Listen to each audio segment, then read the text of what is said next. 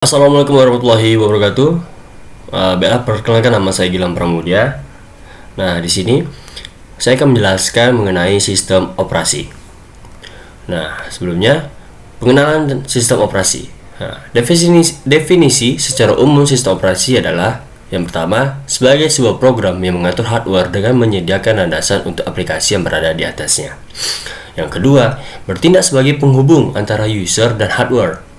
Penghubung antara user dengan hardware. Dan yang ketiga, bertugas untuk mengendalikan dan mengkoordinasi pengguna hardware untuk berbagai program aplikasi bagi bermacam-macam user. Nah, pengertian sistem operasi ditinjau dari tiga sudut pandang yang berbeda. Nah, dari sudut pandang pengguna, sistem operasi adalah alat untuk mempermudah pengguna komputer. Sebaliknya, dalam lingkungan multi-user, sistem operasi dapat dipandang sebagai alat untuk memaksimal penggunaan sumber daya komputer. Nah, kalau dari sudut pandang dari sistem operasi adalah sebagai alat yang menempatkan sumber daya secara efisien. Nah, juga sistem operasi merupakan manajer bagi sumber daya yang menangani konflik permintaan sumber daya secara efisien. Nah, selain itu, juga untuk mengatur eksekusi aplikasi dan operasi dari I/O atau input output. Nah, kalau dari sudut pandang tujuan itu, sistem operasi adalah sebagai alat untuk membuat komputer lebih nyaman digunakan untuk menjalankan aplikasi dan menyelesaikan masalah user. Nah, ini adalah abstraksi komponen sistem operasi sistem komputer. Nah, di sini dari bagian komponen sistem komputer, posisi sistem operasi merupakan salah satu komponen utama dari sebuah sistem komputer. Nah, komponen komputer lainnya adalah seperti hardware, software, dan user. Nah, untuk hardware, penyedia sumber daya untuk komputasi yang dapat dilihat secara fisik dan dapat disentuh. Nah, kalau untuk software adalah sarana yang memberitahu hardware apa yang akan dilakukannya terhadap hardware. Software tersebut dibagi dua, yaitu sistem operasi dan program aplikasi atau aplikasi lainnya.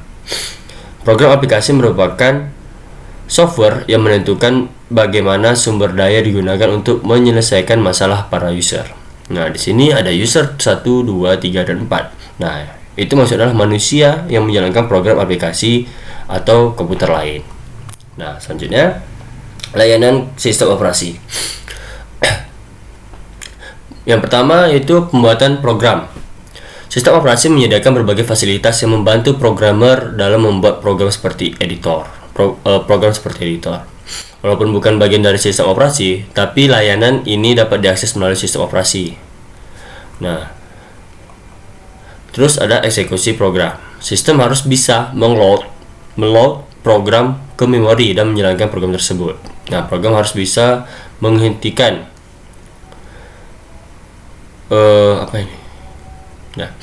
Nah, selanjutnya adalah operasi I/O atau input output. Program sedang dijalankan kadangkala membutuhkan I/O. Nah, untuk efisien dan keamanan, pengguna biasanya tidak bisa mengatur peranti I/O secara langsung. Nah, untuk itulah sistem operasi harus menyediakan mekanisme dalam melakukan operasi I/O. Dan yang keempat, manipulasi sistem berkas.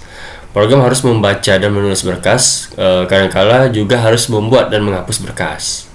Nah, yang kelima itu adalah komunikasi. Kadangkala sebuah proses memerlukan informasi dari proses yang lain. Ada dua cara umum komunikasi yang dilakukan, yaitu antara proses dalam satu komputer atau proses yang berada dalam komputer yang berbeda, tetapi dihubungkan oleh jaringan komputer. Komunikasi dapat dilakukan dengan share memori atau message spacing, yakni sejumlah informasi dipindahkan antara proses oleh sistem operasi. Nah, yang terakhir adalah deteksi error.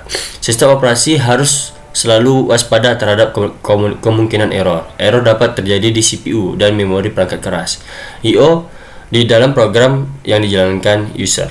Nah, misal dengan jalan menghentikan jalanan program. Nah, mencoba kembali melakukan operasi yang dilakukan atau melaporkan kesalahan yang terjadi agar pengguna dapat mengambil langkah selanjutnya.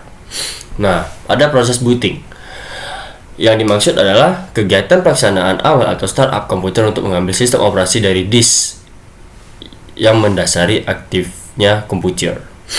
Proses booting dapat dilakukan dengan dua cara, yaitu menghidupkan menghidupkan komputer dengan menekan tombol power off menjadi on. Nah, yang kedua ada menekan 3 tombol bersamaan, Ctrl Alt Del pada komputer yang sudah hidup. Nah, ada berbagai-bagai jenis sistem operasi. Di sini saya ringkas ada 5, yaitu DOS, Disk Operation System. Yang kedua ada Windows, Macintosh, OS2 atau Operation System 2, dan yang kelima ada Unix. Nah, DOS ini adalah sistem operasi yang pertama kali digunakan hingga saat ini. DOS itu dibagi menjadi 3, yaitu ada DR-DOS yang dibuat oleh perusahaan Digital Resource pada tahun 1988 dari hasil transformasi. CP/M, Control Program / Monitor. Nah, Digital Research dilakukan oleh Gary Kildall. Sistem operasi ini digunakan sampai pada komputer Pentium. Nah, yang kedua ada PC-DOS yang dirancang dan dibuat oleh perusahaan Microsoft Corp.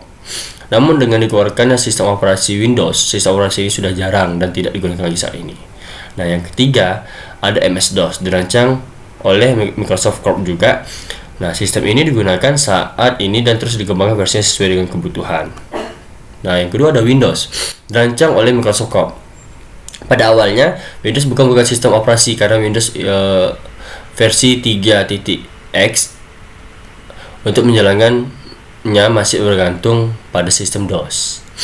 Nah, tujuan awalnya hanya untuk mengatasi masalah yang dihadapi pengguna komputer dalam melakukan yang pertama ada multitasking, yaitu pengguna program komputer secara bersamaan, atau multi-user, pengaturan pemakai komputer oleh banyak pemakai. Nah, ada Macintosh yang dimiliki oleh Apple Corp dan dikeluarkan oleh Apple Corp. Berbeda dengan sistem operasi lain, sistem ini hanya ditujukan untuk komputer berbasis grafis dengan istilah GUI atau Graphical User Interface. Penggunaannya sangat spesifik karena tidak dapat digunakan pada komputer lain. Nah, tetapi hanya dapat digunakan oleh komputer Macintosh saja, karena pada komputer Macintosh tidak dikenal adanya .exe file seperti pada sistem operasi DOS dan Windows. Nah, yang keempat ada Operation System /2 yang dibuat pertama kali dengan tujuan untuk menggantikan sistem operasi DOS. Namun sistem ini jarang digunakan karena harganya lebih mahal dan pengembangnya lebih lambat bila dibandingkan dengan DOS.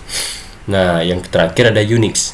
Unix pertama kali digunakan oleh komputer mini dan mainframe, tetapi kini sudah dapat digunakan oleh komputer mikro. Nah, diciptakan oleh ahli riset dari Amerika yang bernama Bell Laboratories, tetapi kurang diminati oleh pengguna komputer mikro karena sulitnya menyatukan standar sistem dan perkembangannya tidak sepesat DOS. Namun kini Unix telah mengeluarkan versi terbarunya dengan nama Linux.